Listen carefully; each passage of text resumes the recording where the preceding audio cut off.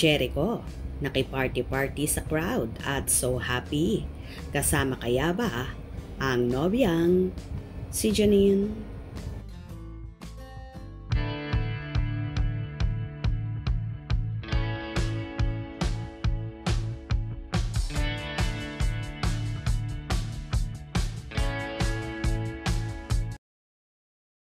Nagbahagi ang handler ni Jericho Rosales na si Pink Benz ng short video sa kanyang Instagram story kung saan may caption na "Fun crowd at Jericho Rosales official, show tonight." Tilang nasabing party ay sa buong team ng Quezon kung saan nag-advance na sila ng pasasalamat sa napakagandang feedback ng movie nila.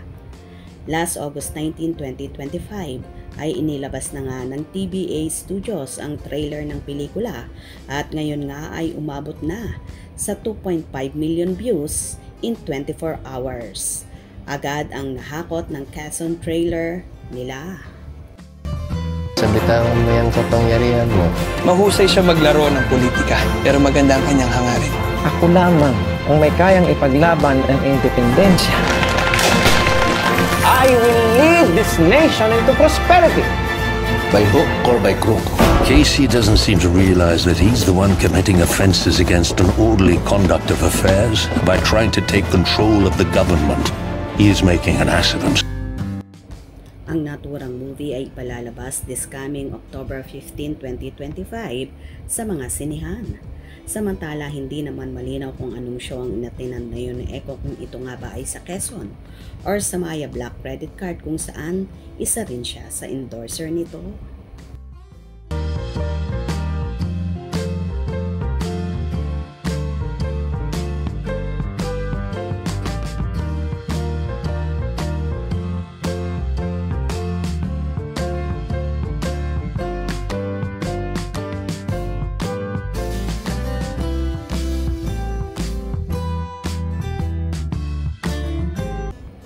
Hinahanap naman ng ilang fanay kung kasama daw ba si Janine sa naturang party na yon kung saan kitang-kita na so enjoy ang actor at dinumog din siya ng mga taong naroroon at nakijamming sa kanya kung saan kumanta ang actor. Super happy naman si Eko sa kanyang career na sunod-sunod nga ang mga proyekto niya ngayon. At after nga nitong Quezon movie ay may gagawin ulit siyang pelikula kung saan makakatambal niyang muli si Ann Curtis after ng 17 years. The Loved One ang title ng movie under Viva Films. Anyway, hindi lang sa karera swerte si Eko kundi sa love life na rin na palaging nasa likod niya at nakasuporta ang nobyang si Janine Gutierrez. Kaya naman todo ang pasasalamat niya sa dalaga. Bawian lang naman sila at suportahan sa isa't isa dahil si Eko ganun din ang ginagawa kay Janine.